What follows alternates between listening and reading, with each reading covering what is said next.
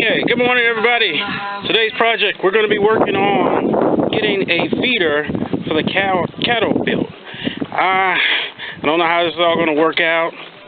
I think we're at a good angle here. Let me get out of the sunlight here. Anyways, I don't know how it's going to work out because I only have one pallet. I need two. But I plan on using extra 2x4s just to make sure that I get good bracing and a place to be able to make a trough for the homestead. Anyways, you'll see that here again in just a little bit. But today's project, wish me luck.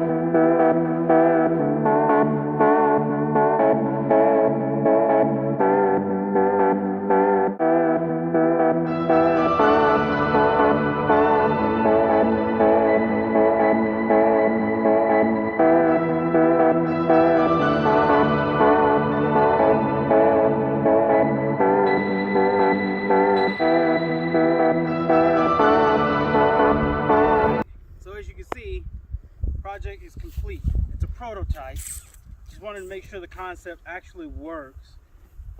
They seem to enjoy being able to just graze right at it.